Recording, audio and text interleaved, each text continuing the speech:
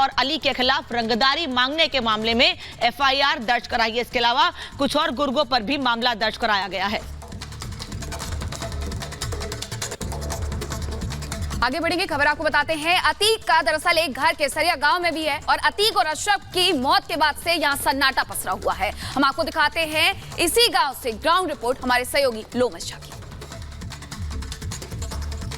अभी हम अतीक अहमद के उस पुश्तैनी घर पे खड़े हैं जहां पर अतीक अहमद की पैदाइश हुई थी। अभी हम केसरिया गांव में खड़े हैं और यहीं पर इसी घर के अंदर अतीक अहमद की पैदाइश हुई थी।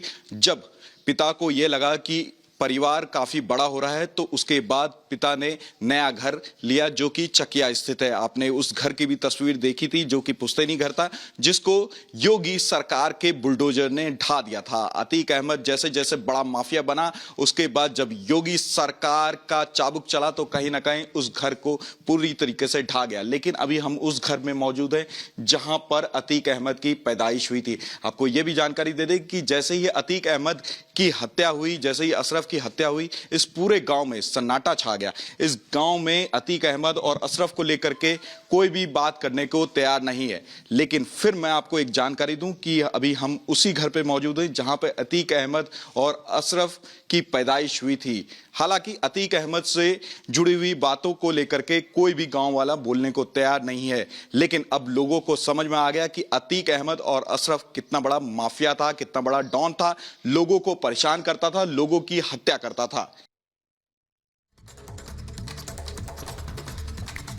तो कहीं ना कहीं इस पूरे मसले को लेकर एक और जानकारी आपको दे देते हैं। अतीक के बेटों और गुर्गों के खिलाफ केस दर्ज कर लिया गया है। माफिया के खिलाफ बिल्डर ने केस दर्ज कराया है और अब कहीं ना कहीं इन पर भी इस पूरे मसले को लेकर जांच पड़ताल तेज होगी। बिल्डर मोहम्मद मुस्लिम ने यह केस दर्ज कराया है। मोहम्मद मुस्लिम वही शख्स है जो अतीक का बेहद करीबी माना जाता था।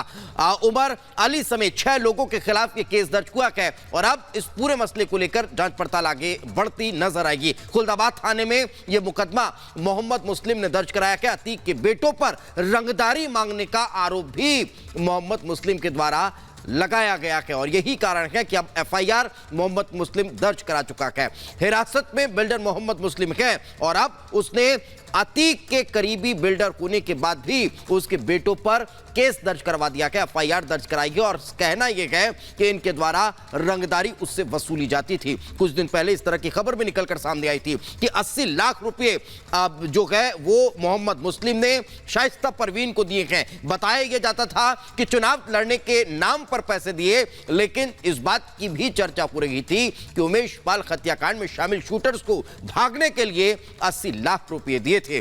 तो ये तमाम चर्चाएं जो है वो चल रही हैं। कुछ और खबरों का रुख करते हैं, देखते हैं 5 मिनट।